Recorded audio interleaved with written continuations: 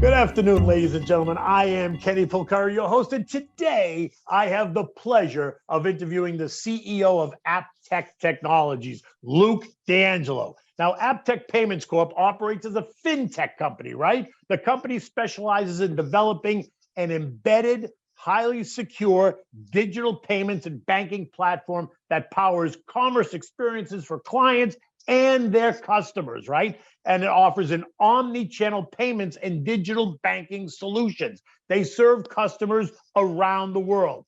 And in addition, they're creating an online marketplace, not just for Apple apps, but for apps that are going to run on Motorola's Mobility's Android, the BlackBerry, Palm smartphones, China Mobile's new O phone. The company plans to act as the middleman for US-based app developers and mobile users in the emerging markets of Brazil, China, and India. And they're going to translate these English-based apps and sell them to the wireless carriers overseas. And it sounds like there's a whole lot going on there. Luke, welcome to this interview. It's a pleasure to have you on. Nice to see you, Kenny. Thanks for having me on. It's always a pleasure. So help me out. Tell the audience just a little bit first about who Luke is, because from what I understand, you started out in this business years ago as an investment banker and then ran a venture capital fund, which I think is fascinating considering where you are today. Well, I did, and I'll tell you what, there was a lot to be taken out of those early years. Mostly, how shareholders would get the raw end of the deal, and that if you didn't have technology, you couldn't lead your deal. And this is one of the primary things that I got out of that past life. You have to have proven technology in order to lead the ways of this powerful technology world. Okay, so then tell me something, because what I understand is, let's just talk about this world that we're in, right? This fintech digital payments world. So give me the short and sweet elevator pitch about what listeners and what investors should actually know about AppTech and why we're on the cusp of a very exciting moment in your history. Well, very well said, Kenny. What's exciting, to just backtrack a little bit is, my friends developed some very powerful intellectual property and had some patents awarded associated with that. And for those, to understand, when you have a patent, you have people that issue citations, forward citations on those patents. If you have 1 or 5 or 10 forward citations, you're considered a winner, right? All right, so identify what a citation is, because there's a lot of people out there that may not know. And that's a good point, because ultimately what a forward citation is when a company takes our technology, they file with the USPTO that they are using our technology in their technology stack in whatever way or form, okay? They're basically announcing to the world, we're using this portion in this portion of our technology stack. If a company has, going back to what I said, 5 or 10, they're doing great. AppTech Payment Solutions has over 500 forward citations. Which means that there are plenty of people out there using your patented technology to run their platforms. Any way you slice it, we believe that our technology was the cornerstone of what we know as mobile payment today. Because in those 500 forward citations, you have significant names like Intuit, Bank of America, Visa, Apple, AT&T, Samsung. The list goes on, right? And ultimately proven. That's the key point. Our technology has been proven in the marketplace. Right. But now you had told me that a lot of these patents were written years ago, 2004, 2008, I think, right? Is that about right? Yeah, that's right. Okay. So then that leads me to ask, we're in 2023 essentially. So what's been going on between 2004 and 2023 in terms of all these patents and what you've done with them? So for the last 7 years, AppTech has basically been focusing on, the strengths and the weaknesses in the market. Our current revenue is just beta revenue, but more importantly, we wanted to make sure that we created a platform that was backed by our intellectual property with years of research on who's doing what out there, so we could basically serve the community and some of these organizations that are in dire need of this kind of technology to get where they need to go. Okay. And so one of the other things that I introduced when I introduced you was that you're gonna take some of these technologies and do a whole lot in the emerging market space, which I think is fascinating. And you identify Brazil, India, and China as three large emerging markets. So tell us a little bit about that. Well, and that's very well said. So while we are servicing our emerging markets, we have partners in Bahrain, and our partners in Bahrain who help build our technology stack and Finos, right? This was basically created so we could service markets in Asia, South America, and most importantly, the domestic United States. Okay. And serving our customers is one thing, right? Providing them a clear product so they have an edge to compete with the bigger banks and the bigger organizations out there. That is where our sweet spot is. You have a lot of customers who have, credit unions. To give you an example, you have over 4,000 credit unions in the United States, and some of them are 1Z, 2Z, 5s, 10 branches. Well, now we have the ability to give them our platform, commerce, right? One platform, all commerce. Right. We have the ability to give our platform to these folks so they can do digital banking, mobile banking, payment by text. They can do various other cool things like currency conversion, crypto conversion, right?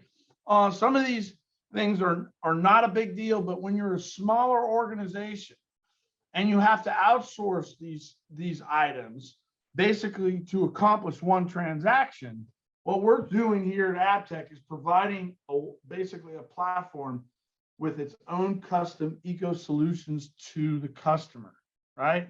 Right. And so I think that's important. That's key, because you made that, that's very specific, that you are providing a customized solution to each one of these clients.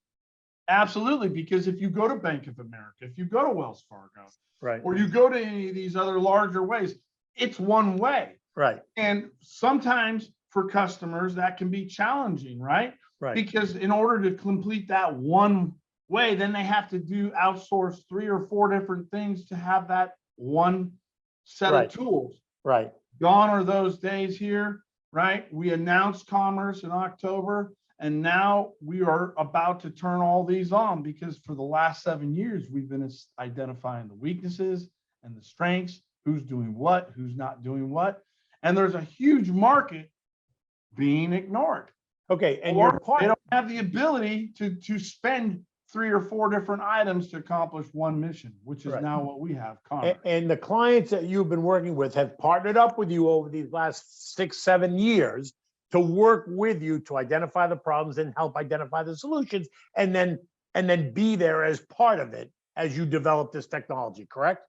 Absolutely. We listen to horror stories. We've heard what desires are. We heard what missteps are.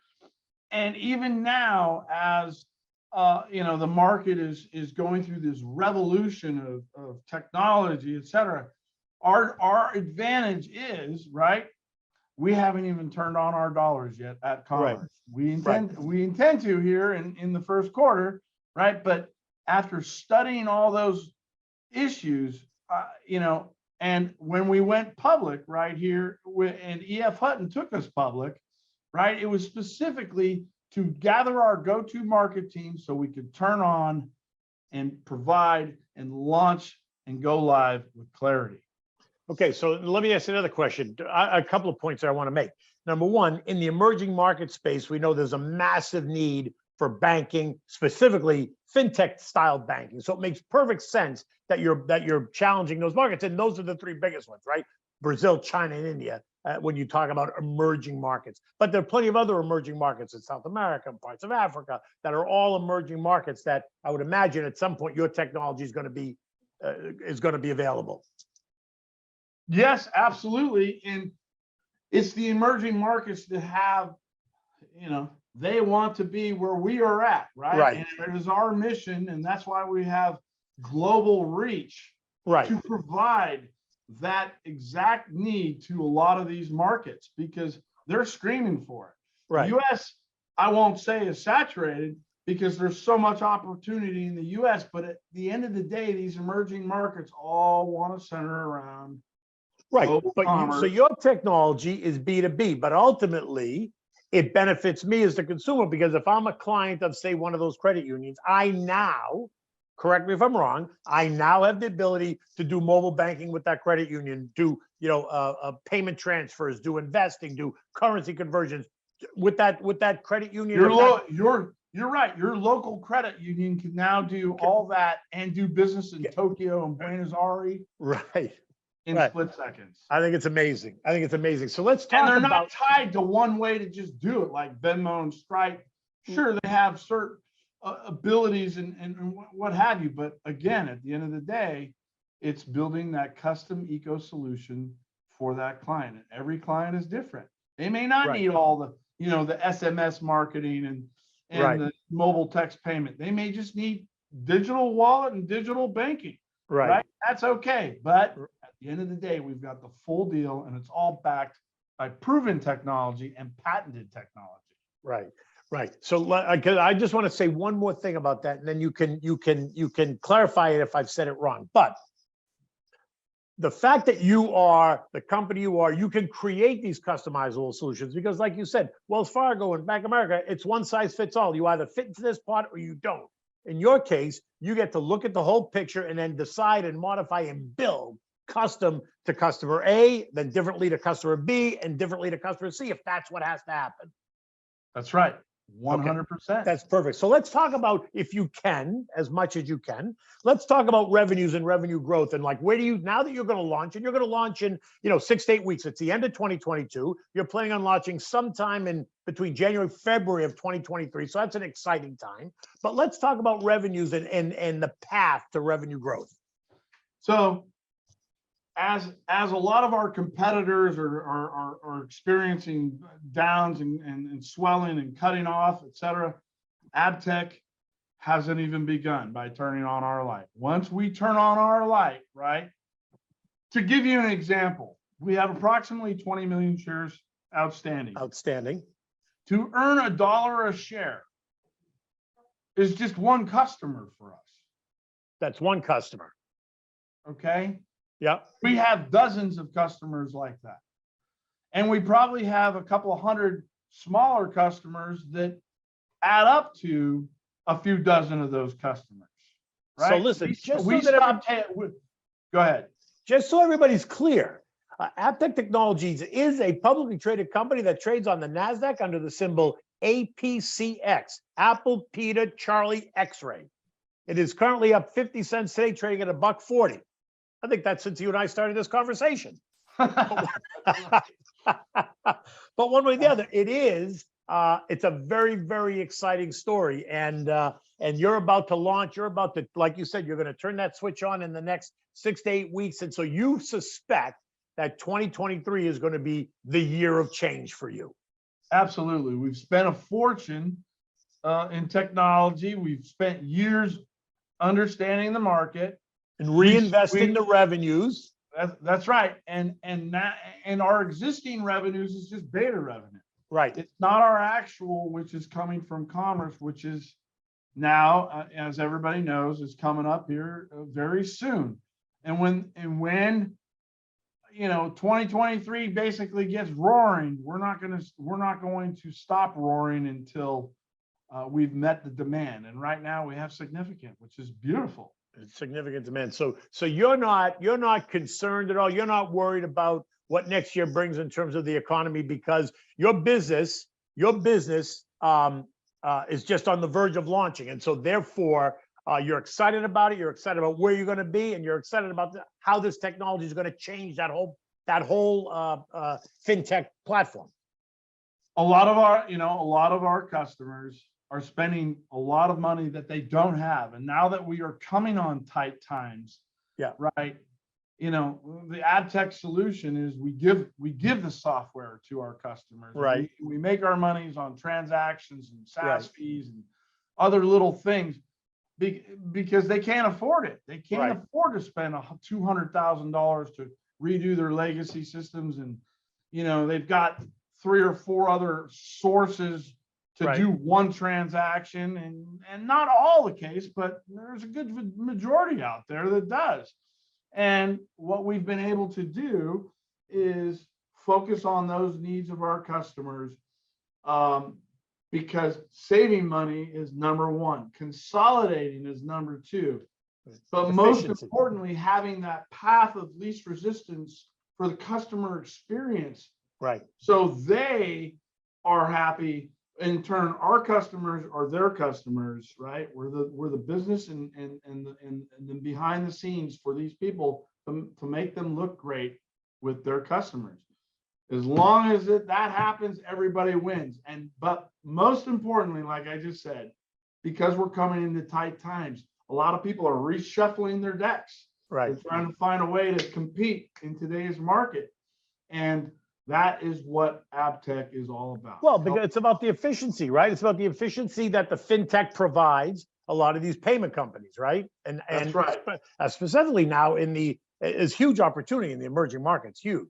I want to clarify one other thing that you said, because it's a topic of conversation and it's going around, and people need to understand that you talked about crypto conversion. Crypto conversion just meaning this is not you're not a crypto bank, you're not holding any crypto, you're just providing the ability. If somebody wants to pay in crypto and somebody wants to accept it in crypto, you're just providing the link that allows them to do that. Correct. That's it. AppTech doesn't hold that stuff. We don't buy that.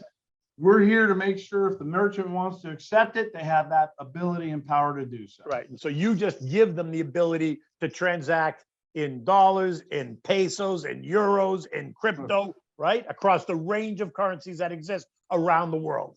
That's right. Absolutely, Kenny. I think it's fascinating. Exactly right. I think it's fascinating. You are going to be one to watch in 2023. And specifically, I can't wait for this announcement when it comes out.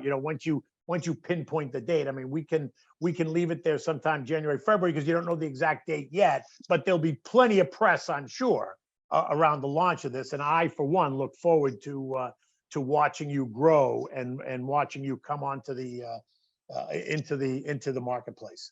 Absolutely, and we are as well. And the stories are going to get even more exciting, as the new year unfolds, and we are looking forward to it. Yeah, well, listen, it sounds very exciting. It sounds exciting for me, but I can only imagine it's even more exciting for you as the new year unfolds. It's been a long time in the making, but good things don't happen overnight. They have to age like wine with time, right? Yes, they do, and that's perfect. Listen, I look forward to circling back around with you post this announcement once you start to launch, because I'm sure it's going to be a very, very exciting time. So once again, just for the listeners out there, APCX is the symbol, AppTech Technologies. This has been Luke D'Angelo, CEO of AppTech, talking to me about their product and about their company. And Luke, I wish you all the best in the new year, and I'm sure that's exactly what you're going to get. Thank you so much. We appreciate it. We wish you Merry Christmas, Happy New Year, and Happy Holidays to everyone. And to you as well. Talk to you soon. Bye-bye. Okay, take care.